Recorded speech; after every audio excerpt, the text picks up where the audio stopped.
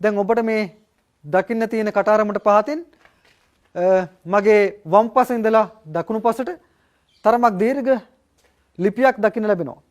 මේ ලිපිය අකුරුත් ක්‍රිස්තු පූර්ව 3 වන සියවසේ ඉඳලා ක්‍රිස්තු පූර්ව 5 වන සියවස දක්වා කාලයට අයත් වෙන්න පුළුවන් අක්ෂර. ඒ කිව්වේ පූර්ව බ්‍රහ්මීය අකුරු. දැන් මේ ලෙනේ දායකයා තමන්ව හඳුන්වා තියෙන්නේ තමන්ගේ පියා පිළිබඳවත් සඳහන් කරලා. ඒ නිසා ආරම්භයේදීම කියනවා තමන් කවුද? පරුමක තිෂපුත. පරුමකේ තිස්සගේ පුත්‍රයා වෙච්ච පරුමක කුමරහලෙනි. පරුමක කුමාරගේ ලෙන. කුමරහ කියලා කිව්වේ කුමාරගේ කියන එකයි සම්බන්ධයයි. පරුමක තිස්සගේ පුතා වන පරුමක කුමාරගේ ලෙන. ඊට පස්සේ ඒ ලෙනට නමක් ඔහු ඇතුළත් කරනවා. ඒක ඉතා වැදගත්.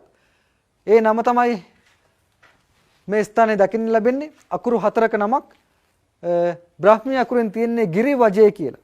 ගිරිවජේ. ගිරිවජේ කිව්වේ ගිරිව්‍රාජය. ඒක නිර්මාණය වෙන්නේ ගිරිබ්බජ කියන පාලි වචනේ. ගිරිවාජය තිබුණේ ලංකාවේ නෙවෙයි. ගිරිවාජය තිබුණේ උතුරු ඉන්දියාවේ. මගදී ඇත්තටම ගිරිව්‍රාජය කිව්වේ රජගහ නුවරට. රජගහ නුවර බුදුන් වහන්සේ සම්බන්ධවත් බෞද්ධ සාහිත්‍යයේත් අපිට නිතර හම්බ වෙන ස්ථානයක්. බුදුන් වහන්සේ බොහෝ කාලයක් රජගහ නුවර වැඩ හිටියානේ. ඒ නිසානේ අපේ පිරිත් පොතේ නිතරම රාජගහේ විහෙරති කියලා සඳහන් කරලා තියෙන්නේ. ඉතින් මේ ලෙන නිර්මාණය කරපු දායකයා ඒ කිව්වේ කුමාර. තමන් බොහොම මහන්සියෙන් නිර්මාණය කරපු තමන් විශාල දායකත්වයක් ලබා දීලා නිර්මාණය කරපු ලෙනට රජගහ කියන නාමය දුන්නා.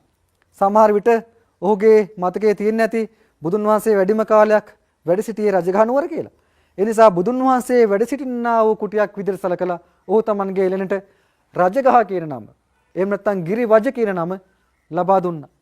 ඉතින් මේවා ඊටම වැදගත් වෙනවා ක්‍රිස්තු පූර්ව යුගයේදී මේ රටේ වාසය කළ මිනිස්සු ඉන්දියාවේ භූගෝල ශාස්ත්‍රය, ඉන්දියාවේ පෞරාණික ස්මාරක, ඉන්දියාවේ බුදුන් වහන්සේ හා සම්බන්ධ සිද්ධාස්ථාන පිළිබඳ මතකය ස්මරණය කරපු එක පිළිබඳව. ඒ වගේම ඔවුන්ට දැනීම තිබීමත් වැදගත්. ඒ ස්ථාන තමන් ජීවත් වෙන පරිසරයේ නම් වශයෙන් හෝ ප්‍රතිනිර්මාණය කිරීමට මහන්සි ගැනීමත් වැදගත්. නමුත් අවාසනාවකට වර්තමානයේ මේ සාධක විකෘත විදිහට අර්ථකථනය කිරීමේ ප්‍රවණතාවක් දකින්න ලැබෙනවා. ඔබ හොඳින්ම දන්නා පරිදි බුදුන් වහන්සේ ලංකාවේ ඉපදුනා කියලා සාවද්‍ය අහේතුක මතවාදයක් ගෙන යන කණ්ඩායම් මෙන්න මේ වගේ ස්ථාන නාමත් පාවිච්චි කරනවා. මේ තියෙන්නේ ලංකාවේ රජගහ නුවර ආදී වශයෙන් මේවා නම් කරන්න. ඉතින් ඒ නිසා අපි හොඳට මතක තබා ගන්න ඕනේ අපි කිසි වෙලාවක මේ වටිනා මූලාශ්‍ර අවභාවිත කළ යුතු නැහැ. මූලාශ්‍රය අවභාවිත කිරීම පර්යේෂිකගේ කාර්යභාරය නෙවෙයි.